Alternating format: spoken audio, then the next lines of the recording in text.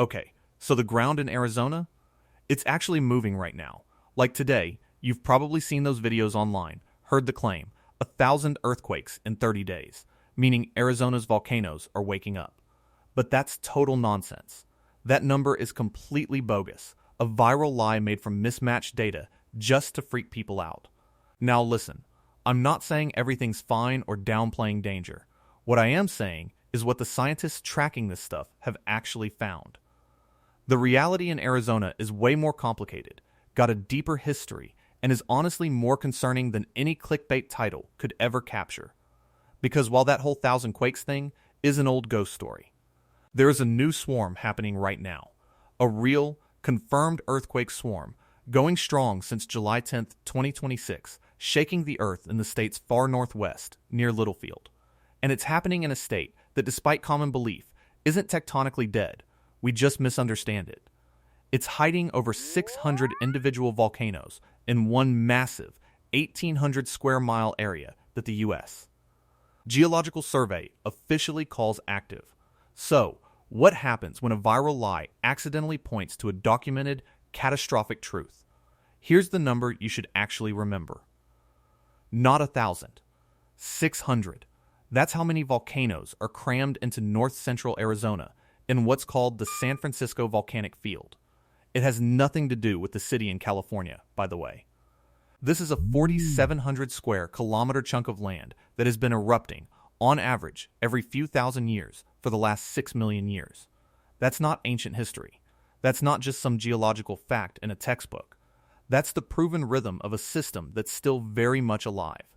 The U.S. Geological Survey, the federal folks in charge of checking these threats, says it in a way you can't misunderstand. It is likely that eruptions will occur again in the San Francisco Volcanic Field. Not could happen. Not might be possible. They say likely. And here's the part nobody seems to be talking about. The last one was a total anomaly. A monster. A freak event that broke all the rules for this type of volcano and caused an explosion that shouldn't have been possible. For decades, geologists basically ignored Arizona. Compared to its neighbors, California, Nevada, Utah, they saw it as a stable block of old crust. Quiet, safe, somewhere you didn't have to worry about.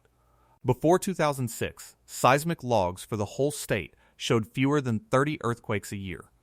Basically, a rounding error. The ground was so still, it was boring. But that stillness was a lie. It wasn't a sign of stability. It was a sign we weren't seeing things clearly. The state didn't have the right equipment to see what was happening right under its feet. That quiet wasn't real. It was just a lack of data. To get why this whole idea shattered, you gotta know about something called EarthScope.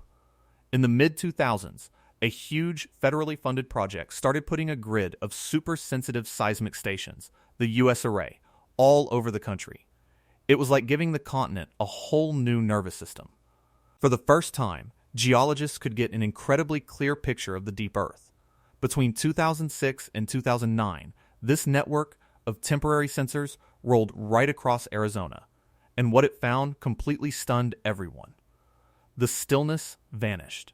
Suddenly, the state was buzzing with seismic energy. Tiny microquakes, too small for people to feel, were happening constantly, every single day. Everywhere, a low, persistent hum of tectonic stress that had been there all along, completely hidden from the old, sparse network. Jeffrey S. Lockridge, who was a PhD student at Arizona State University back then, was the one tasked with sorting through all this new data. He and his team spent 3 years cataloging what the EarthScope array was picking up. The final number was pretty shocking, almost 1,000 earthquakes. Not in a month, like those viral videos claim, but over a 3-year period. That's where that number came from. A 2012 study published in the Bulletin of the Seismological Society of America. It was careful, patient science, not a panicked YouTube short. Lockridge himself wrote, "People think earthquakes in Arizona are rare, but that's because we haven't been able to fully analyze the seismicity here before, since we didn't have enough seismic stations." What he found wasn't some sudden crisis. It was the discovery of a long-standing situation. The state was never quiet in the first place. We just finally put in the right microphone to hear it making noise. Those viral channels that took that number and squished it into a 30-day time frame weren't just wrong. They completely missed the real story. The story isn't that 1,000 quakes happened a decade ago. The story is why they happened and what they're connected to. Most of them were grouped along a specific corridor, a feature that runs from the Utah border down through Flagstaff and toward Prescott. The northern Arizona seismic belt. It's the state's main seismic zone, and it cuts right through the middle of the San Francisco Volcanic Field. These earthquakes weren't random. They were the sound of the same system that builds volcanoes, stretching and cracking. This is where the story shifts from just a scientific curiosity to a genuine public safety issue. Because one of those faults in that belt actually has a name. The Lake Mary Fault. It's an active fault line, about 25 miles long. It runs from Mormon Lake straight into Flagstaff. Dr. David Brumbaugh, who used to direct the Arizona Earthquake Information Center, spent his career studying just this fault. His conclusion, based on years of mapping its potential, isn't some worst-case scenario. It's a geological assessment. The Lake Mary Fault can produce a magnitude 7. 0 earthquake. Let's be super clear about what that means. A magnitude 7.0 quake hitting a modern city that wasn't built to California's earthquake standards would be an unbelievable disaster. That kind of shaking collapses buildings, tears apart infrastructure, and causes landslides. And the fault capable of doing this isn't out in some remote, empty desert. It's right next to a city of over 75,000 people, a university town, a huge tourist spot, the main way to the Grand Canyon. This isn't a new fear, either. The system has shown what it can do in our recent past. The 1993 Cataract Creek earthquake sequence, a bunch of quakes south of the Grand Canyon, including a magnitude 5.4 and a 5.0, was a huge wake-up call for geologists in the area. It proved the northern Arizona seismic belt wasn't just some academic idea. It was active. It was ready to go. But even that event is small compared to what history suggests is possible. In August 1912, a serious earthquake hit north of the San Francisco peaks. This was before modern seismographs, so no exact magnitude, but the historical accounts are terrifying. Reports say it opened a 50-mile-long crack in the earth, a fissure so deep that local Native American tribes fled their lands in fear. A 50-mile crack. That's physical proof of a tectonic event way bigger than anything the state has seen in modern times. This is the background for those 1,000 ghost earthquakes. They're just the background noise of a system that can produce a magnitude 7. 0 event, split the earth for 50 miles, and build hundreds of volcanoes. And here's the part that should really get your attention. The last volcano it built wasn't normal. Sunset Crater erupted in 1085 AD. That's less than 1,000 years ago. In geologic time, that's basically this morning. It's the youngest volcano in the field, a cinder cone just north of Flagstaff. Most cinder cones are like the puppies of the volcanic world. They usually have pretty mild, photogenic lava fountains. Strombolian eruptions are dramatic, but contained. For years, people assumed that about Sunset Crater. But the evidence on the ground told a different story. The ash from that eruption was spread too far. The lava flows were too massive. Something just wasn't adding up. Dr. Chelsea Allison, a volcanologist, decided to dig deeper. She looked at melt inclusions, tiny microscopic bubbles of magma stuck inside crystals from the 1085 eruption. Those bubbles are like geological time capsules, preserving a perfect sample of the magma's chemistry right before it exploded. What she found changed everything we thought we knew about Sunset Crater, and everything we dread about the next eruption. The magma wasn't normal. It was packed with two things that shouldn't have been there in such huge amounts: carbon dioxide and sulfur. The magma had stalled deep underground, about 15 kilometers down. There, it sat in a pocket of dissolved CO2 gas, completely saturated with it. Think of a soda bottle being violently shaken for years. When that magma finally found a path to the surface in 1085, it wasn't a gentle bubbling. It was an explosive decompression. The trapped CO2 and sulfur instantly turned into gas with incredible force, ripping the magma apart and fueling a colossal eruption column. Not a lava fountain. This was a subplinian blast that shot a column of ash, gas, and rock 65,000 feet into the atmosphere, 20 kilometers high, into the stratosphere. That's not a regular cinder cone eruption. That's how a much bigger, much more dangerous stratovolcano behaves. Sunset Crater was a cinder cone that acted like a mini Vesuvius. It buried the landscape for hundreds of square miles. The ancient Sinagua people, who had farmed corn in the lowlands for generations, had their world completely obliterated. Their pit houses, their fields, their whole civilization buried under feet of black ash and sharp, jagged lava. Their descendants still tell stories of the earth shaking and a fiery horn coming out of the ground. They saw a monster being born. A monster that, according to geologists, was a monogenetic volcano. It only erupts once. Yeah, that doesn't make me feel better. Because the San Francisco Volcanic Field is also monogenetic. When it erupts again, it won't be from Sunset Crater. It will create a brand new volcano somewhere else in the field. And because the North American plate is slowly drifting westward over whatever hotspot or weak point is feeding this system, the next eruption is expected to happen on the eastern edge of the field. And we have absolutely no clue if the next one will be a gentle burp or another CO2-fueled bomb like Sunset Crater. All we know is that the system can do both. The volcano itself is a pretty strange landmark.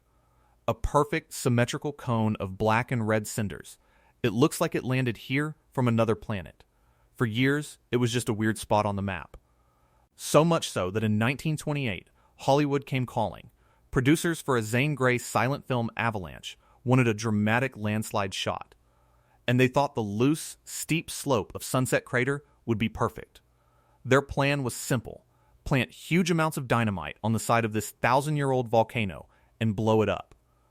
That's an act of such unbelievable arrogance, it's almost funny. The local outcry was immediate and furious. Newspaper editorials were outraged. Citizens organized. The public pressure was so intense, it reached Washington, D.C.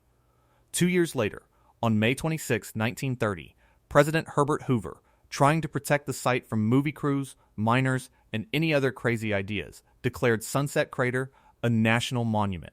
So, a Hollywood publicity stunt accidentally saved it. But the geology it represents can't be put inside a monument. The threat it poses can't be fenced off with a park boundary. The force that created it is still there, deep underground, waiting, and the earthquakes are the only warning we have that it's stirring. Which brings us back to now. To July 2026. That clickbait story about 1,000 earthquakes was a lie. But the truth is, the ground in the American Southwest is under enormous stress. On April 19, 2026, a swarm of 32 earthquakes, the biggest at a magnitude 3.6, rattled the area around Kanosh, Utah, right on the edge of the Black Rock Desert Volcanic Field, just north of the Arizona border. Geologists at the Utah Geological Survey were watching it closely. On May 12, 2026, a much bigger swarm hit Imperial County, California, right across the border from southwestern Arizona. Nearly 300 earthquakes and a massive burst of seismic energy, peaking with a magnitude 4.7 that put the whole region on high alert. 2 swarms, on 2 different sides of the state, in 2 months. Then, on July 10, the shaking started inside Arizona itself. A persistent, ongoing swarm near the little community of Littlefield, in the very northwest corner of the state, where it meets Nevada and Utah. Small quakes, but lots of them. Unsettling, Las Vegas news outlets reported on it, confirming the seismic activity was real and happening. These aren't ghost earthquakes from a decade-old study. These are happening right now. They are the measured, documented reality of a region stretching and groaning. They're happening along the huge Basin and Range province, a landscape defined by faults and fractures where the continent is literally being torn apart. This is the bigger tectonic picture that Arizona is a part of. The viral videos got the timeline wrong. They got the location wrong. They mixed up a study from 2012 with a swarm from Yellowstone in 2021 to create a story about Arizona in 2026. Almost every detail was incorrect, but their accidental, blundering conclusion that something is happening under Arizona is the one thing they got right. You just have to look at the right data. You have to look at the active swarm in Littlefield. You have to look at the potential for a magnitude 7.0 on the Lake Mary Fault under Flagstaff. You have to look at the 65,000-foot ash column that Sunset Crater proved the system was capable of creating. The state isn't waking up. It was never asleep. We were.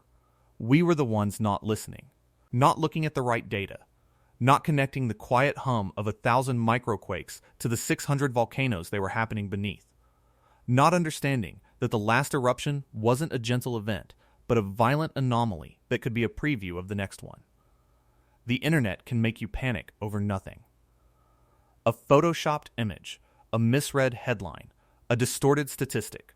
But sometimes, in its frantic search for the next big story, it trips and falls backward into a truth it doesn't even understand. The danger in Arizona isn't what you see in the YouTube thumbnails. It's not 1,000 quakes in 30 days. It's the measured, documented, and published reality. A volcanic field the size of a small state classified as active. A history of explosive, anomalous eruptions. A major city built directly on a fault line capable of a magnitude 7.0 disaster. And a series of real, verified earthquake swarms happening right now along its borders and within its own soil. The viral story is a distraction. A fiction. The actual geology doesn't need to be exaggerated. It's alarming enough on its own. The ground is moving. The faults are loaded. And somewhere in that 1,800 square mile field, magma is waiting. We know the next eruption is coming. History and geology guarantee it. We just don't know where. We don't know when.